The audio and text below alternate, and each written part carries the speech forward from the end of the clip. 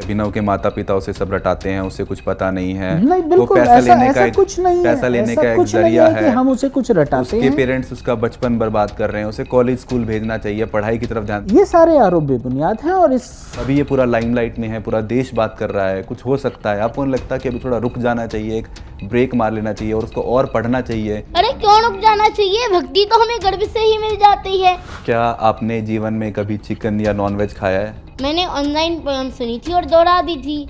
मैं शुद्ध शाकाहारी हूँ, टारगेट किया है। आप ये जो बड़े बड़े शब्द इस्तेमाल कर रहे हैं कि मुझे टारगेट किया जा रहा है, मेरी ट्रोलिंग हो रही है, ये सारे शब्द कहाँ से आए आपके दिमाग में? बस कान्हा जी की ही कृपा है मुझ पर, जो कान्हा जी ने मुझे अपना भक्त बनाया। आपको क्या लगता है कि मैं उतना बेवकूफ़ इंसान हूँ कि मैं लॉरेंस बिश्नोई के नाम से एक कहानी रच दूंगा? यही आरोप लग रहा है आपके ऊपर? ये आरोप लग रहा है तो इसकी सच्चाई तो पुलिस ही बताएगी ना। हमारे पास 1000 से ज़्यादा नंबर्स होंगे जिससे हमें धमकियाँ मिली हैं। क्या धमकियाँ मिली? मार देंगे। आपकी एक आइसक्रीम कंपनी की भी बात हुई जो आपने स्टार्ट की थी, फालूदा एक्सप्रेस। आपके ऊपर केस हो गया है, उस केस में कन्विक्ट पाए गए हैं। मैं बताता हूँ। आपने क्यों 7 यूट्यूबर्स के खिलाफ FIR दर्ज की है? इसके पीछे का कारण क्या है? जब तक वो मुझे मोटा टोटा बोलते थे तब तक मुझे लगता था ये अपने व्यूज कमा रही हैं। पर अब तो बात मेरी भक्ति की आ गई है ना। यदा यदा हि धर्मस्य ग्लानिर्भवति भारत अभ्युत्थानमधर्मस्य तदात्मानं सृजाम्यहम्।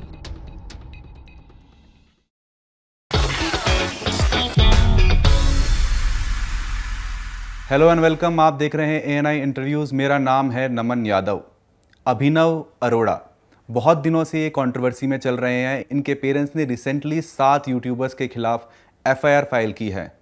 क्या है पूरी कंट्रोवर्सी, क्यों है ये लाइमलाइट में? आइए बात करते हैं अभिनव अरोड़ा से, उनके पिताजी से, तरुण राज अरोड़ा से। राधे राधे। बहुत बहुत शुक्रिया अभिनव ANI से बात करने के लिए। सर आपसे ही स्टार्ट करता हूँ मैं। क्या पूरी कंट्रोवर्सी है? आपने क्यों 7 यूट्यूबर्स के खिलाफ FIR दर्ज की है? इसके पीछे का कारण क्या है? देखिए, सोशल मीडिया पर ट्रोलिंग बहुत पहले से चल रही थी। कुछ लोग अभिनव की बोली को तोतला कहते थे, कुछ लोग उसके मोटापे पर तंज कसते थे। तो यहाँ तक सब कुछ ठीक था, लेकिन एक समय ऐसा आ गया जब झूठे इल्ज़ाम लगने लगे, उसकी भक्ति को नकली बताया जाने लगा, उसकी ट्रोलिंग इस तरह से होने लगी कि कोई और बच्चा होता तो शायद वो पूरी तरह डिप्रेशन में जा चुका होता। तो हर चीज़ की एक सीमा होती है। जब वो सीमा क्रॉस होने लगी तब हमें लगा कि ये जो यूट्यूबर्स हैं जो निजी स्वार्थों के लिए एक साजिश के तहत अपना व्यूज़ कमाने के लिए, पैसा कमाने के लिए कुछ भी ट्रोल कर रहे हैं, कुछ भी बोल रहे हैं, तो लगा कि एक सीमा होनी चाहिए और अगर उस सीमा का उल्लंघन हो रहा है तो हाँ, हमें न्याय के मंदिर में जाना ही पड़ा। उन यूट्यूबर्स ने ऐसा क्या कहा जहाँ पे आपको लगा कि ये तो गलत है, ऐसा कुछ भी नहीं हुआ है? रिसेंटली अभी एक वीडियो आई थी जिसमें अभिनव अरोड़ा को उन्होंने कहा था कि एक्सपोज कर रहे हैं हम, अभिनव अरोड़ा को कोई ज्ञान नहीं है स्पिरिचुअलिटी का, ये बाल संत नहीं है। इसके पेरेंट्स इसको सारी चीज़ें रटवाते हैं। ये एक जरिया बन गया है पैसे कमाने का, व्यूज़ लिए जाते हैं, पैसे कमाए जाते हैं। पैसे कमाने तो का इस पे आप क्या जरिया, कहेंगे? जी मैं बताता हूँ। पैसे कमाने का जरिया, इसका एक बहुत खूबसूरत जवाब है मेरे पास कि हमने कभी भी, आप जैसे जानते हैं कि इंस्टाग्राम, फेसबुक और यूट्यूब मेन प्लेटफॉर्म्स होते हैं किसी भी सोशल मीडिया पर्सन के लिए जो उसे मोनेटाइज करना चाहता है, जो उससे पैसा कमाना चाहता है। तो इंस्टाग्राम जिससे कुछ पैसा नहीं मिलता, आज उस पर तकरीबन 1 मिलियन फॉलोअर अभिनव के हैं।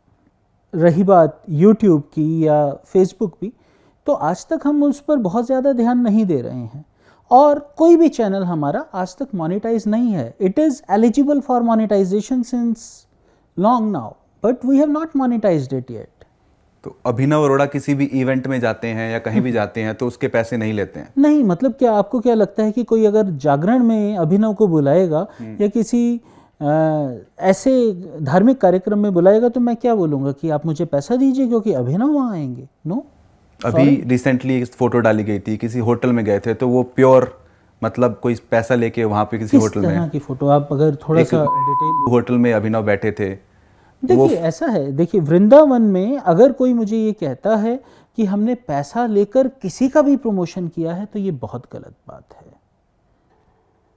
हाँ, अगर किसी एक होटल का नाम विशेष रूप से मैं नाम नहीं लूँगा, हम यहाँ किसी को प्रमोट करने नहीं बैठे हैं, तो कोई भी अगर होटल अभिनव को बुलाता है और हमें लगता है कि वो वृंदावन के टूरिज्म को लेकर, वृंदावन जो लोग आ रहे हैं उसको लेकर एक पॉजिटिव छवि दे रहा है, तो yes we will promote it, but no we will not take any money from anyone.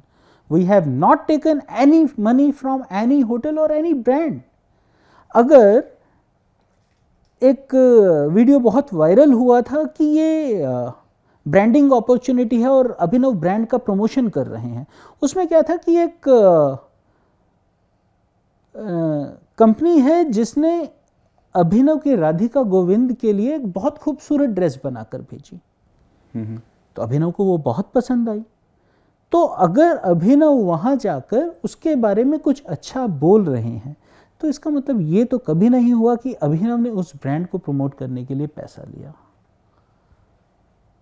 तो अभिनव से ना हम कोई पैसा कमा रहे हैं, ना हमारा ऐसा कोई ऑब्जेक्टिव है, ना ऐसा हमारा कोई एजेंडा है। अगर हमारा एजेंडा होता तो हम आज सोशल मीडिया से ही बहुत मोनेटाइज कर बहुत पैसा कमा रहे होते। और मैं बहुत खुलकर ये बात आपके मन से बोल रहा हूँ, हमारा कोई भी चैनल आज तक मोनेटाइज नहीं है। रही बात आगे होगा या नहीं, हो सकता है आगे हो, क्योंकि अभिनव सेवा करना चाहता है। सेवा मुफ्त में नहीं होती।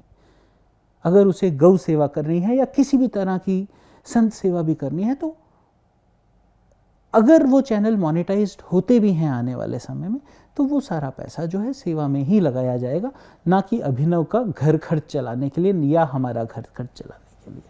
अभिनव, आप अपने आप को क्या मानते हैं? आप बाल संत हैं या स्पिरिचुअल ओरेटर हैं? और आपने ये बाल भक्ति कब से स्टार्ट की थी? आपने कुछ पढ़ा है या आपके पिताजी ने, माताजी ने आपको भगवत गीता पढ़ाया? मैंने कभी भी खुद को बाल संत नहीं कहा है, और मैं तो पहले भी बहुत बार मना कर चुका हूँ कि मुझे इस नाम से संबोधित ना किया जाए। ये तो मेरे को मीडिया का दिया हुआ एक नाम है, और मैं तो बहुत बार बोल चुका हूँ कि मैं तो बस कान्हा जी का एक नन्हा सा भक्त हूँ। मैं तो कान्हा जी का भक्त हूँ, मुझे इन नामों से ना पुकारा जाए। मैं तो संतों के चरणों की धूल भी नहीं हूँ, मैं तो बस कान्हा जी का एक छोटा सा भक्त हूँ। तो आप जो राम स्तुति गाते हैं, आप जो ये टीचिंग्स गाते हैं, आप जो श्लोक गाते हैं, वो सब आपने पढ़े हैं, पढ़ाए गए हैं आपको? आपने कैसे आपको वो याद हुए? हाँ, मैं शास्त्रों का अध्ययन करता हूँ और आध्यात्मिक शिक्षा भी मैं देता हूँ। आपके पेरेंट्स ने या आपके पिताजी ने कभी आपको कहा कि नहीं वीडियो बनाओ, यहीं पे खड़े रहो, वीडियो बनाओ? ऐसा कुछ हुआ? आपको लगा नहीं पापा मैं वीडियो नहीं बनाऊंगा, मेरा मन नहीं कर रहा है, ऐसा कभी हुआ है? या मैं जो भी करता हूँ अपने मन से करता हूँ, अपने दिल से करता हूँ।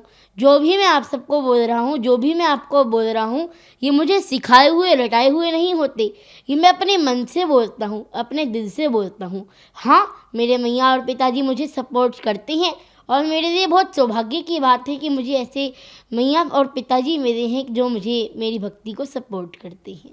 अभी जो आपको ट्रोल किया जा रहा है सोशल मीडिया पे कि देखिए भाई अभिनव अरोड़ा को तो कुछ पता नहीं है, फिर भी वो ये नाच गाना कर रहा है, भक्ति की बात कर रहा है, वो कैपेबल नहीं है, मतलब वो क्वालिफाई नहीं है इस चीज़ के लिए और उसे ये सब नहीं करना चाहिए।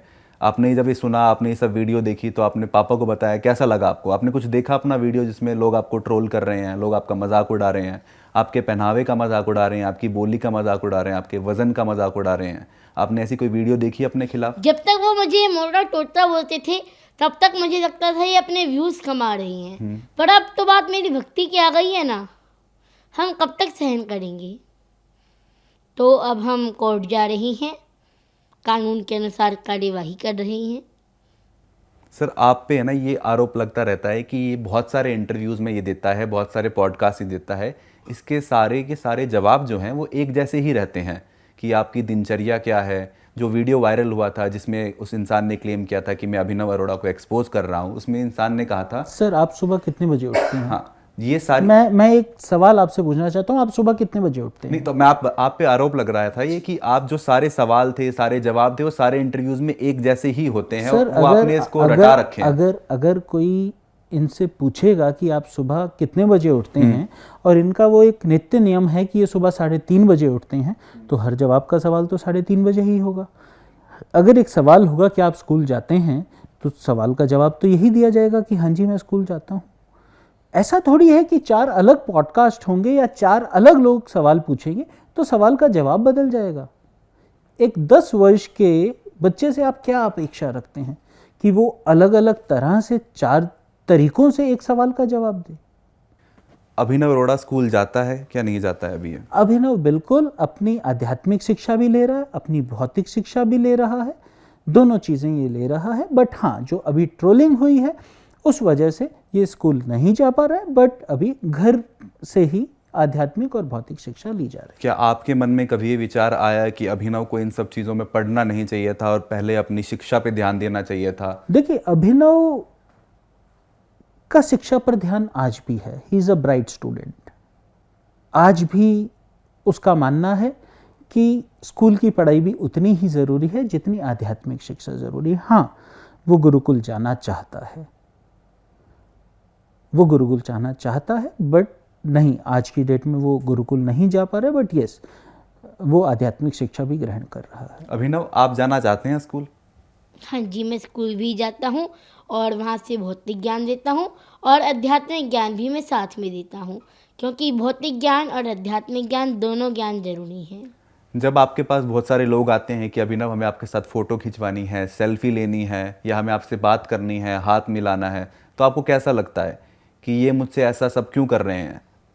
कोई वजह, मतलब आपको लगता है कि मेरा ज्ञान उन तक पहुंच रहा है, जो मैं बातें बोल रहा हूँ वो वायरल हो रही है? क्या वजह, आपको क्यों लगता है कि इतने सारे लोग आपसे मिलना चाहते हैं या फ़ोटो खिंचवाना चाहते हैं?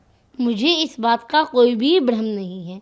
मैं आपको एक कहानी के माध्यम से समझाता हूँ। एक हाथी था। जब भी राजा शहर में निकलता, वो हाथी पर बैठ के निकलता था। तो लोग प्रणाम करते थे, सलाम करते थे। तो हाथी को भी बहुत भ्रम होता था कि सब मुझे सलाम कर रहे हैं, सब मुझे प्रणाम कर रहे हैं।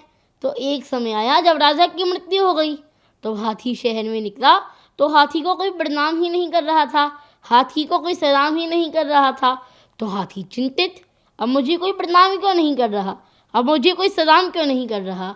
फिर हाथी को पता चला लोग प्रणाम मुझे नहीं कर रहे थे, बल्कि मेरे ऊपर बैठे हुए उस राजा को कर रहे थे। तो मुझे इस बात का कोई भी भ्रम नहीं है। जो भी मेरे साथ फॉलोवर हैं, जो भी मेरे साथ फ़ोटो खिंचवाते हैं, मैं उनको समझता हूँ कि वो मेरे ठाकुर जी के फॉलोवर हैं, वो मेरे ठाकुर जी के फ़ैन हैं। आपको कृष्णा जी की, श्री और कृष्ण उस की, समय मुझे खुशी होती है और वो खुशी मैं अपने कान्हा जी के चरणों में समर्पित कर देता हूँ। आपको श्री कृष्ण जी की, कृष्णा जी की क्या ऐसी टीचिंग है, क्या ऐसी बात है जो आपको बहुत पसंद आती है, जो आप लोगों तक पहुंचाना चाहते हैं? कर्म करते रहो, फल की चिंता मत करो। कर्म करते रहो, फल तो आपको एक दिन अवश्य मिलेगा। काम करते चलो, नाम जपते चलो, हर समय कृष्ण का ध्यान करते चलो। याद आएगी उनको कभी ना कभी, कृष्ण दर्शन तो देंगे कभी ना कभी। क्या आपने जीवन में कभी चिकन या नॉनवेज खाया है? वो वीडियो लॉकडाउन का है और मैंने ऑनलाइन पोयम सुनी थी और दोहरा दी थी। मैं शुद्ध शाकाहारी हूँ, मैं प्याज लहसुन भी नहीं खाता। वो बहुत बड़ी पोयम है और लोगों ने एक छोटी सी लाइन पर फोकस किया है, टारगेट किया है। वो तो मैंने ऑनलाइन सुनी थी लॉकडाउन के समय।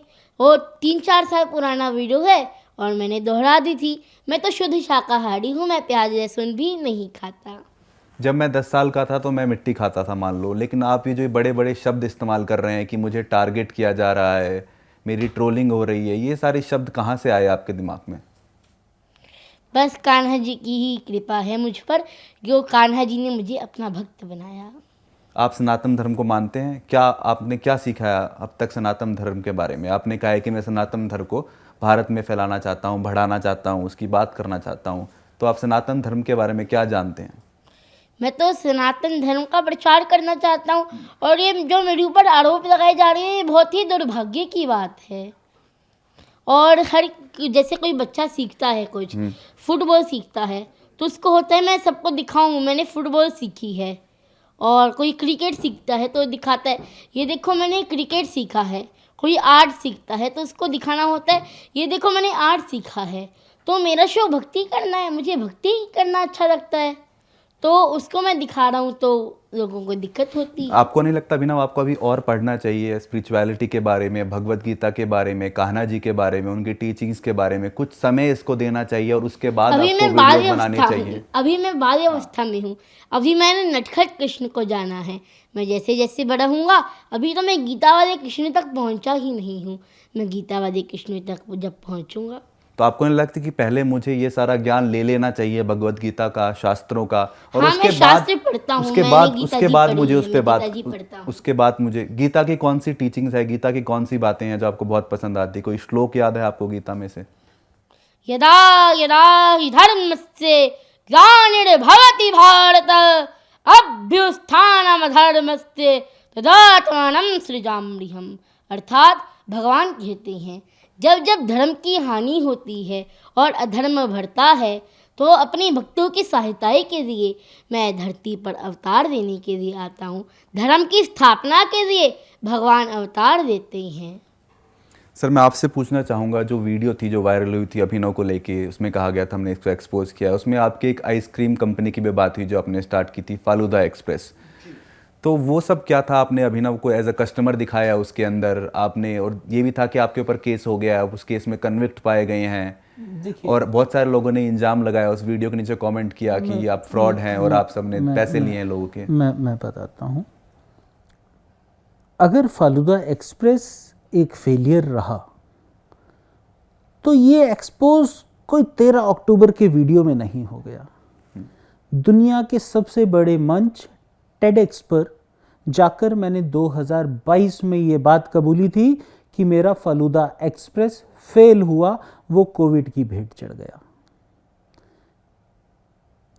ये वो समय था जब मुझे कोविड हुआ था और कोविड के बाद मैं एक बीमारी से ग्रस्त हुआ जिसे वेस्कुलर नेक्रोसिस कहते हैं, जिस वजह से मेरे दोनों कूल्हे खराब होने चालू हो गए थे।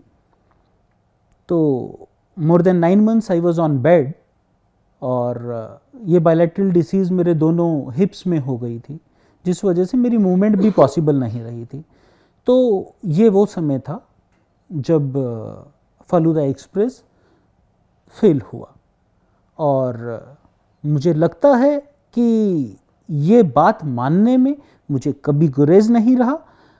अगर ये एक्सपोज 13 अक्टूबर 2024 को हुआ होता तो मैं भी उस यूट्यूबर को सलामी देता, लेकिन ये बात तो मैं अपने वीडियो में अपने टेडेक्स मंच पर बोल चुका हूँ। दुनिया के सबसे बड़े मंच पर मैं ये बात स्वीकार कर चुका हूँ कि फालूदा एक्सप्रेस एक फेलियर रहा, तो इसमें एक्सपोज क्या हो गया? और रही बात कोर्ट केस की, तो वो मामला अभी भी कोर्ट में विचाराधीन है। आप पे एक आरोप ये भी लगता है कि आप बहुत अच्छे स्पीकर हैं, आपने टेडेक्स में लगता आपने स्पीच दे रखी है, और अभिनव अरोड़ा आपका एक प्रोडक्ट है।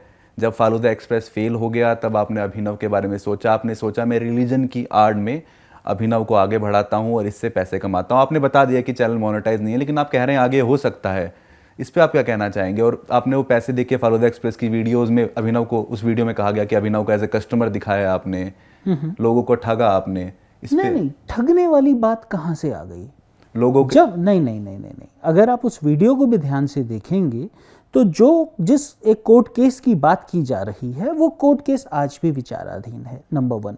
नंबर 2, फालूदा एक्सप्रेस एक फेलियर था, ये कोई एक्सपोज नहीं है। This is something which I have accepted on the biggest platform of the world, which was TEDx, and it was in 2022. The video was published on TEDx platform in I think January or February 2023. तो अगर उसके 1.5 साल बाद वही बात उससे कम knowledge के साथ कोई बताता है और कहता है कि मैंने एक्सपोज कर दिया, तो वो एक गलत है। यह वीडियो जिस यूट्यूबर ने भी बनाया है उसका उद्देश्य सिर्फ और सिर्फ उस वीडियो से पैसा कमाना था। अभिनव अरोड़ा आपका बेटा है, इसकी इतनी ट्रोलिंग हो रही है, ये डिप्रेशन में भी जा सकता है, कोई हमला भी कर सकता है, भगवान ना चाहे कुछ ऐसा हो।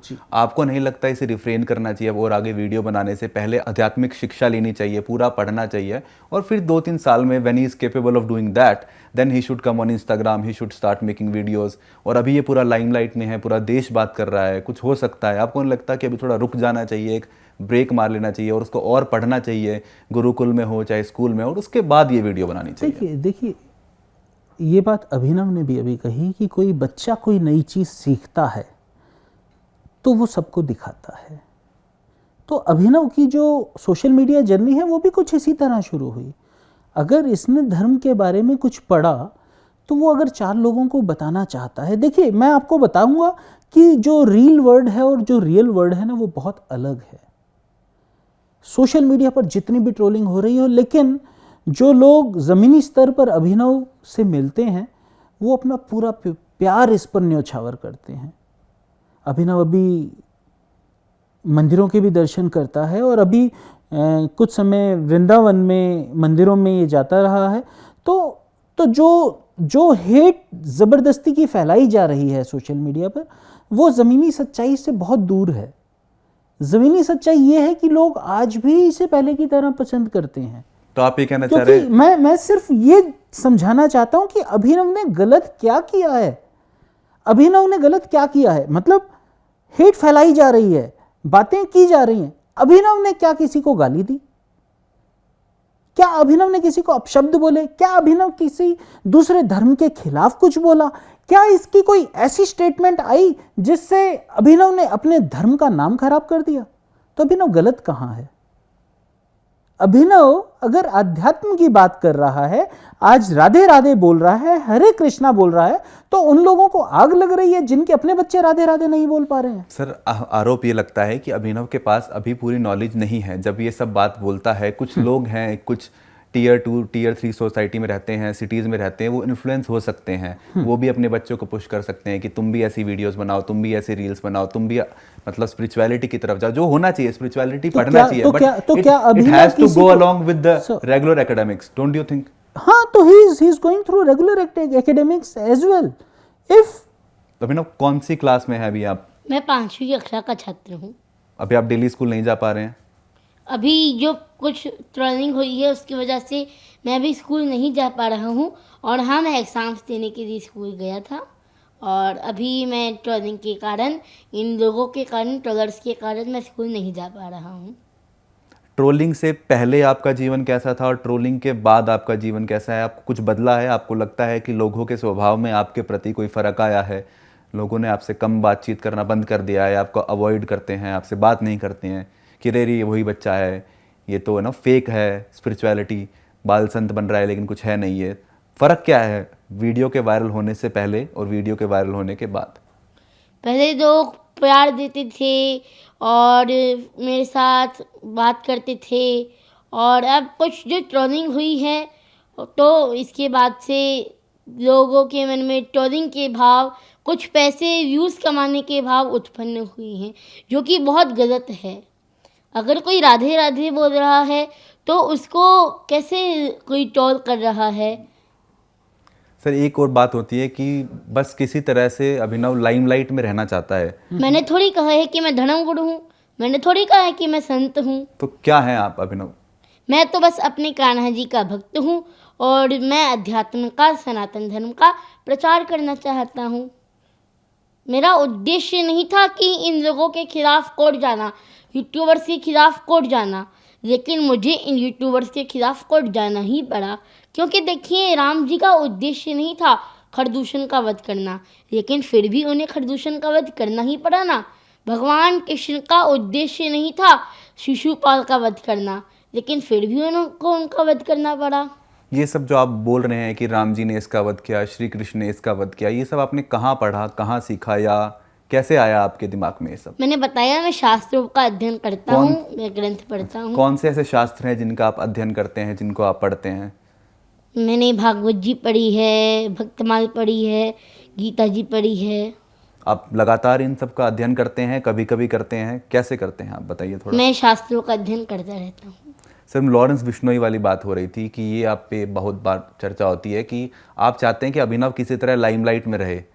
लॉरेंस बिश्नोई की गैंग ने अलेजेडली एक पॉलिटिशियंस की किलिंग करवाई थी। उसके तुरंत 1-2 दिन बाद आपकी तरफ से, आपकी वाइफ की तरफ से ये बयान आया कि आपको भी लॉरेंस बिश्नोई की धमकी आई है। तो आपको क्या लगता है कि मैं उतना बेवकूफ़ इंसान हूं कि मैं लॉरेंस बिश्नोई के नाम से एक कहानी रच दूंगा? यही आरोप लग रहा है आपके ऊपर। ये आरोप लग रहा है, तो इसकी सच्चाई तो पुलिस ही बताएगी ना। क्या आपको उसके बाद पुलिस प्रोटेक्शन मिली है? जी हाँ, हमें जिस दिन ये प्रॉब्लम हुई थी उसी दिन रात को हमें मथुरा पुलिस ने प्रोटेक्शन दे दी थी, बट वो जो पूरा मुद्दा है 28 तारीख को कोर्ट केस के बाद ही हुआ था। अब इसमें सच्चाई क्या है ये पुलिस देख रही है। जो मुझे पता लगा है वो ये पता लगा है, जो पुलिस ने कॉल्स ट्रेस की हैं वो पीओके के आसपास कोई लोकेशन ट्रेस की है, और पुलिस का कहना यही, क्योंकि it is not just one call, it is not just one. कितनी कॉल्स आई थी आपको? कॉल में क्या बोला था, क्या धमकी दी थी? अगर आप पूरा बता पाएं। हमारे पास 1000 से ज्यादा नंबर्स होंगे जिससे हमें धमकियां मिली हैं, शायद उससे भी अधिक। और क्या धमकियां मिली? मार देंगे, क्यों? काट देंगे, आप धर्म का नाम खराब कर रहे हो। मैंने आपको बताया ना कि यह एक प्रोपेगेंडा है। आपको क्या लगता है कि अचानक से कोई आया और अभिनव के पीछे पड़ गया? इतना दिमाग तो हर कोई रखता है कि ये एक प्रोपेगेंडा के तहत चलाया गया अभियान है। आपको ऐसा क्यों लगता है कि अभिनव को ही टारगेट किया जा रहा है? बहुत सारे बच्चे हैं जो स्पिरिचुअल लीडर्स बोलते हैं अपने आप को, बाल संत बोलते हैं, बहुत सारे अलग भी अभिनव स्पिरिचुअल ने तो लीडर्स कभी हैं। स्पिरिचुअल लीडर खुद को कहा भी नहीं तो है। इसी को क्यों ना टारगेट हम किया जा मानते रहा हैं है? कि व्हाट इज ये द कोई- reason behind that you claim that he is being targeted, quote unquote? Why is being targeted? देखिए बहुत सारी चीजें हैं, लाइमलाइट में अभिनव रहा है, अवार्ड्स कुछ मिले हैं, ये सब चीजें हैं। हो सकता है कुछ लोगों को ना बच रही हो, और सबसे बड़ी बात ये है कि आज लोगों को ये समझ आ गई कि अभिनव के अगेंस्ट कुछ बोल दो ये वीडियो चल जाएगी। तो यूट्यूबर्स को ये एक बहुत इजी एक्सेस मिल गया कि अभिनव के खिलाफ वीडियो बना दीजिए और ये वीडियो तो चलना ही चलना है। तो जो भी यूट्यूबर्स ने बोला है, जो भी उन्होंने क्लेम किया है कि अभिनव के माता पिता उसे सब रटाते हैं, उसे कुछ पता नहीं है, नहीं, वो बिल्कुल पैसा ऐसा, लेने का ऐसा एक कुछ नहीं है, पैसा लेने ऐसा का एक कुछ नहीं जरिया है कि है, हम उसे कुछ रटाते उसके हैं। पेरेंट्स उसका बचपन बर्बाद कर रहे हैं, उसे कॉलेज स्कूल भेजना चाहिए, पढ़ाई की तरफ ध्यान दीजिए। आप बोल रहे हैं कि ये सारे आरोप गलत हैं? ये सारे आरोप बेबुनियाद हैं और इसका दूर दूर तक वास्तविकता से कोई मतलब ही नहीं है। एक और वीडियो वायरल हुआ था सर, जिसमें राम भद्राचार्य जी ने बोला था अभिनव को कि नीचे उतर जाओ, मर्यादा है मेरी। जी, तो वो क्या हुआ था? ये रील वहां पे जा रहा है, रील बना रहा है, आप लोगों की तरफ, शायद आप या आपकी वाइफ ऑडियंस में थी, आपकी तरफ देख रहा है। अभिनव इस बारे में ज्यादा अच्छे से अभिनव बता क्या हुआ पाएंगे था उस क्योंकि टाइम? मैं उस समय वहां पर मैंने आपका available इंटरव्यू नहीं था। देखा, आपने बोला है कि नहीं अगर देश के इतने बड़े संत जगत गुरु श्री रामभद्राचार्य जी ने मुझे डांट भी दिया तो इसको इतना बड़ा मुद्दा क्यों बनाया जा रहा है? उन्होंने आपको बोला कि आप मूर्ख हैं। जी, तो इतने बड़े संत के मुख से मूर्ख का भी एक आशीर्वाद ही तो है। महर्षि वृद्धराज जी को भी उनके गुरु ने मूर्ख कहा था। उस टाइम हुआ क्या तो था? अगर इतने बड़े संत ने मुझे मूर्ख कहा, मुझे डांटा, तो इसमें ऐसी क्या बड़ी बात हो गई? उस टाइम हुआ क्या था? आपको किसी ने बोला था कि वहां और पास जाओ, उनके और वो वीडियो कथा- बनाओ, रील बनाओ? हुआ क्या था वो उस कथा टाइम? इंद्रेश महाराज जी के आवास पर हुई थी, जब मुझे जगत गुरु राम भद्राचार्य जी के मंच पर मैंने राम जी के नाम का जयकारा लगा दिया था, जिससे कि मंच की गरिमा भंग हुई और उसके बाद मैं अपने अंदर सुधार भी लाया। और इतने बड़े संत महाराज जी के मुख से अगर मुझे डांट पड़ी, उन्होंने मुझे नीचे जाने को कहा, मुझे मूर्ख कहा, तो ये तो मुझे आशीर्वाद स्वरूप मैंने पाया है। आपने अपने कभी पिताजी को, अपने पापा या मम्मी को बोला कि अब मुझे वीडियो नहीं बनाना है, मुझे डर लगता है, इतनी मेरी ट्रोलिंग हो रही है, आप बोल रहे हैं कि मुझे टारगेट किया जा रहा है? नहीं नहीं नहीं, आपने मैं बोला धर्म कि- का प्रचार करना चाहता हूँ और मैं सदैव भक्ति में रहते हुए, ब्रज में रहते हुए राधा कृष्ण का जाप करना चाहता हूँ और मेरा पूरा जीवन भक्ति को समर्पित है। आपको डर नहीं लगता कोई आप पे कुछ हमला कर सकता है या और कुछ हो सकता है आपको लेके? डर नहीं लगता आपको? देखिए, अब ये जो ट्रोलिंग हुई है तो इस पर जो हुआ ये तो बहुत ही गलत हुआ। सर, एक अच्छा वक्ता बनने से पहले एक अच्छा श्रोता बनना बहुत ज़रूरी होता है। मेरा ये सवाल है कि आपको लगता है कि अभिनव को थोड़ा रुक जाना चाहिए अभी 1-2 साल के लिए, जब ये थोड़ा जो कंट्रोवर्शियल चीज़ें चल रही हैं, जो वीडियो अरे बन क्यों रही रुक हैं, जाना चाहिए? भक्ति तो हमें गर्भ से ही मिल जाती है। इसकी लेकिन लाइफ जैसे क्या, जैसे इसकी लाइफ भक्ति से बड़ी है क्या? इसका जिंदा होना, क्या इसका रहना, क्या इसका ये सब क्या लाइमलाइट से बड़ा है? आपको नहीं लगता इसकी सुरक्षा सबसे बड़ी है और इसको रुक जाना चाहिए, देखिए, पढ़ना चाहिए और 3-4 साल? अगर ये मैंने चाहकर अभिनव को भक्ति में डाला होता तो डिसीजन लेने का हक भी मुझे था। तो जैसे अभिनव का कहना है कि उसे भक्ति खुद मिली है, तो शायद मैं बहुत बड़ा पापी कहलाऊंगा अगर मैं उससे ये सब चीज़ें छीन लूँ या उसे भक्ति से दूर कर दूँ। और शायद ये उन स्वार्थी यूट्यूबर्स के लिए तमाचा होगा कि वो ऐसे ही भक्ति करता रहे और ऐसे ही प्रभु का गुणगान करता रहे। अगर आज अभिनव रुक जाता है, जो कि मेरे हाथ में नहीं है, टू बी वेरी फ्रैंक, ये मेरे हाथ में नहीं है कि मैं उसे रोक सकूं, इतना बड़ा पाप मैं अपने सिर पे कभी नहीं लेना चाहूँगा। तो अगर आज अभिनव रुक जाता है तो ये तो उन स्वार्थी यूट्यूबर्स की जीत हो गई जिन्होंने निजी स्वार्थों के लिए अभिनव के खिलाफ वीडियोस बनाए बिना उसका पक्ष जाने। क्या उन्होंने वीडियो डालने से पहले अभिनव से उसका पक्ष जाना? Answer is no. अगर अभिनव अपने पिता की तरह बोलता है तो मैं आपसे प्रश्न करता हूं कि क्या ऐसा कोई इंसान है जो 8-10 साल की उम्र में अपने माता पिता से सीखता ना हो? YouTube के वीडियोस में बोला गया कि अभिनव अपने पिता की तरह देखो कहानियां सुनाकर, एग्जाम्पल्स देकर अपनी बात रखता है। तो अगर अभिनव को मेरी कोई बात पसंद आई, जैसे मैं कहानी के माध्यम से कोई बात समझाता हूं, तो अभिनव को भी लगता है कि हाँ, एग्जाम्पल्स के साथ समझाई हुई बात आपको ज़्यादा समय तक याद रहती है, तो अभिनव ने भी ऐसा करना चालू किया। अभिनव भी अब अपनी बातें एग्जाम्पल्स के साथ, कहानियों के माध्यम से, लीलाओं के माध्यम से समझाता है। तो अगर वो कुछ सीख रहा है अपने पिताजी से, जिसमें गाली देना नहीं है, जिसमें कोई अपराध नहीं है, जिसमें किसी धर्म के खिलाफ कुछ नहीं कहा, जिसमें अपने धर्म का कुछ गलत नहीं बोला जा रहा, तो उसमें गलत क्या है? मैं सिर्फ ये कहना चाहता हूं कि अभिनव को जो इतना ट्रोल किया गया, अगर आप आंखें बंद करके 1 मिनट सोचेंगे कि अभिनव ने गलत क्या किया, तो आपको एक भी चीज नहीं मिलेगी। क्या राधा नाम लेना गलत है? क्या हरे कृष्णा बोलना गलत है? और अगर अभिनव की कोई गलती हुई भी हो, तो मुझे लगता है कि राधा नाम का जो वो जाप करता है वो उन सब गलतियों से ऊपर है।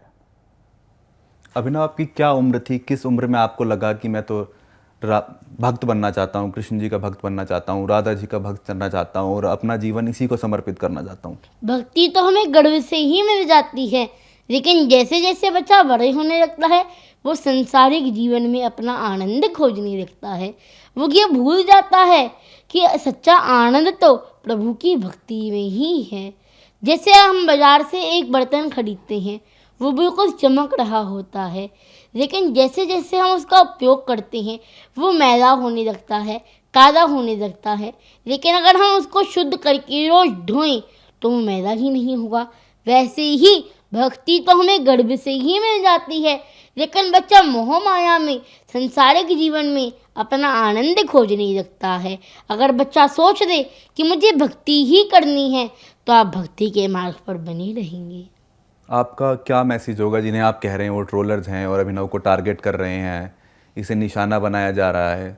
आपका क्या मैसेज होगा कि अभिनव ऐसे ही वीडियो बनाते रहेगा और इसी पथ पे चलता रहेगा? पिता होने के नाते या इनकी माता होने के नाते, अभिभावक होने के नाते हमारा जो फ़र्ज़ था कि जहाँ हमारे बच्चे के साथ गलत किया जा रहा है, मेरा बच्चा कृष्ण जी के मंदिर जाता है तो हम न्याय के मंदिर में गए हैं और हमने अपनी बात रखी है।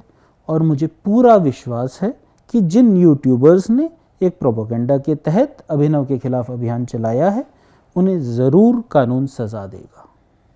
अभिनव, आप क्या कहना चाहेंगे जिन्हें आप कह रहे हैं कि आपको ट्रोल किया जा रहा है, आपको निशाना? क्या आपका मैसेज होगा? क्या आप उनको बोलना चाहेंगे ट्रोलर्स को? देखिए, अपने कुछ पैसे और व्यूज़ कमाने के लिए आप मेरी भक्ति पर सवाल उठा रहे हैं और अब हमने बहुत सहन कर दिया, तो अब हमें कोर्ट जाना पड़ रहा है। हम कार्यवाही भी कर रहे हैं कानून के अनुसार। बहुत बहुत शुक्रिया सर, बहुत बहुत शुक्रिया। राधे राधे। ANI से बात करने, गोपाल की ANI से बात करने के लिए बहुत बहुत शुक्रिया।